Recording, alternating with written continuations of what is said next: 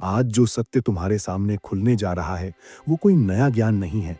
ये वही प्राचीन रहस्य है जिसे ऋषियों ने वेदों की अग्नि में तप कर पाया, उपनिषदों की नीरवता में सुना और आत्मा की गहराइयों में जिया। पर समय के शोर में वो तुम्हारी स्मृति से ढक गया। ये 5 मिनट का रहस्यमयी अभ्यास कोई साधारण क्रिया नहीं, ये प्राण और चेतना के बीच सेतु है। क्योंकि ऋग्वेद कहता है कि प्राण ही जीवन है, और उपनिषद ये उद्घोष करते हैं कि जहां प्राण स्थिर होता है वहीं आत्मा का प्रकाश उतरता है। जब तुम 5 मिनट के लिए बाहरी संसार को रोककर श्वास को साक्षी बनाते हो, तो थकान केवल शरीर से नहीं, मन और संस्कारों से भी विदा होने लगती है। यह अभ्यास तुम्हें बताता है कि ऊर्जा बाहर से नहीं आती, वो भीतर पहले से विद्यमान है। बस तुम्हें उसे जगाने की विद्या भूल गई थी। और यही विद्या ऋषियों ने अंतर यात्रा कहा।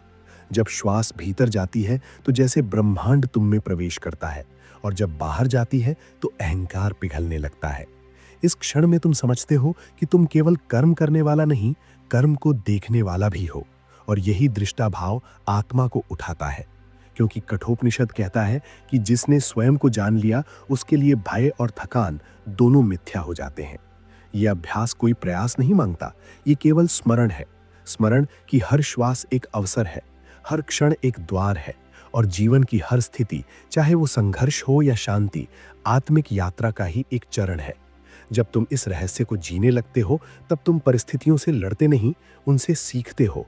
क्योंकि तुम्हें दिखने लगता है कि ब्रह्म स्वयं अनुभव बनकर तुम्हें गढ़ रहा है।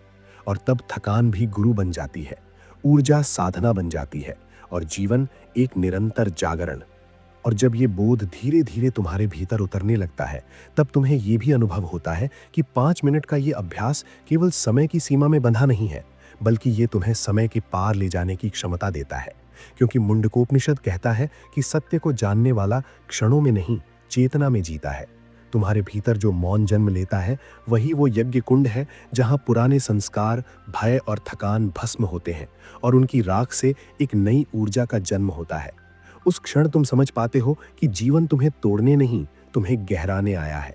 हर चुनौती तुम्हारी चेतना को विस्तार देने का संकेत है, और हर विराम तुम्हें भीतर झांकने का निमंत्रण।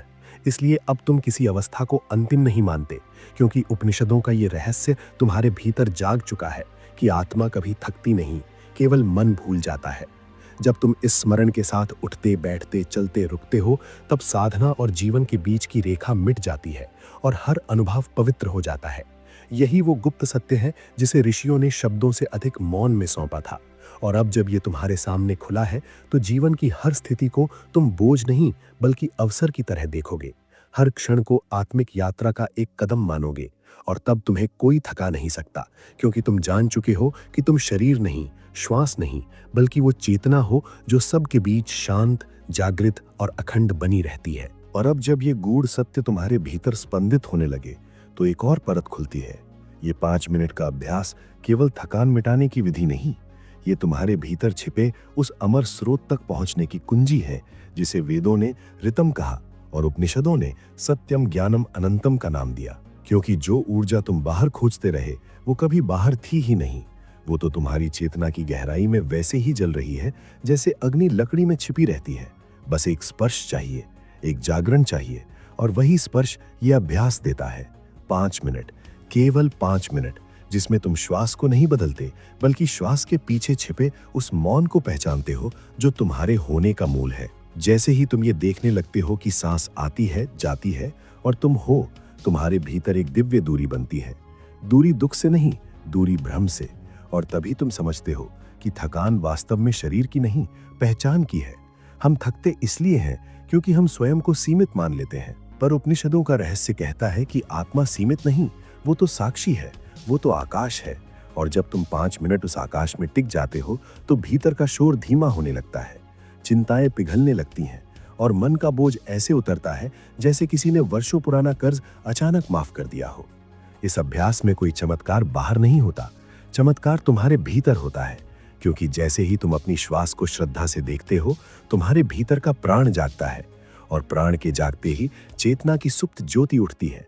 वही ज्योति जो तुम्हें फिर से जीवित महसूस कराती है, वही ज्योति जो तुम्हें याद दिलाती है कि तुम टूटने के लिए नहीं बने, तुम उठने के लिए बने हो। और फिर एक दिन तुम ये भी देखोगे कि जीवन की कोई भी परिस्थिति सजा नहीं है।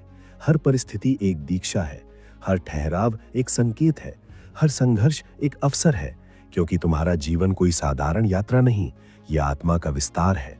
इसलिए अब जब थकान आए तो उससे लड़ना नहीं, उसे एक संदेश समझना।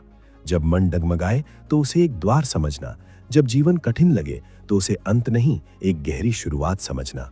और फिर उसी 5 मिनट के मौन में लौट जाना, क्योंकि वही मौन तुम्हें बार बार याद दिलाएगा कि तुम परिस्थितियों से बड़े हो, तुम समय से गहरे हो, और तुम उस चेतना के वंशज हो जिसे ना हार छू सकती है, ना थकान बांध सकती है। बस तुम्हें हर स्थिति को एक अवसर मानकर, हर अनुभव को आत्मिक यात्रा का चरण मानकर भीतर की उस ज्योति को जगाए रखना है। और तब जीवन चाहे जैसा हो, तुम्हारा भीतर हमेशा जागृत रहेगा। और अब जब ये रहस्य तुम्हारे भीतर एक मौन दीपक की तरह जलने लगे, तो अंतिम सत्य ये है कि ये 5 मिनट का अभ्यास केवल एक तकनीक नहीं, बल्कि तुम्हारे जीवन का एक नया दृष्टिकोण है। वेदों ने जिसे प्राण कहा, उपनिषदों ने जिसे आत्मा का जागरण कहा, वही अब तुम्हारे भीतर फिर से स्मरण बनकर लौट आया है। क्योंकि थकान चाहे कितनी भी गहरी हो, जीवन चाहे कितना भी भारी लगे, तुम्हारे भीतर एक ऐसा प्रकाश है जो कभी बुझता नहीं, बस तुम्हें उसकी ओर लौटना होता है। हर सांस के साथ, हर मौन क्षण के साथ तुम स्वयं को फिर से पा सकते हो। और जब तुम ये समझ जाते हो कि जीवन की हर परिस्थिति एक अवसर है, हर संघर्ष एक दीक्षा है, हर ठहराव एक संकेत है, तब तुम्हारा अस्तित्व बोझ नहीं रहता, वो एक आत्मिक यात्रा बन जाता है, एक जागरण बन जाता है।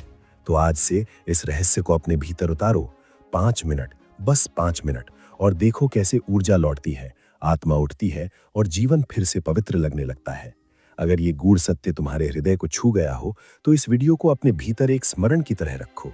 इसे लाइक करो, अपने विचार नीचे कमेंट में लिखो, और ऐसे ही प्राचीन रहस्यों से जुड़ने के लिए चैनल को सब्सक्राइब करना मत भूलना, क्योंकि ये यात्रा अभी शुरू हुई है और तुम्हारी आत्मा अभी बहुत कुछ जागृत करने वाली है।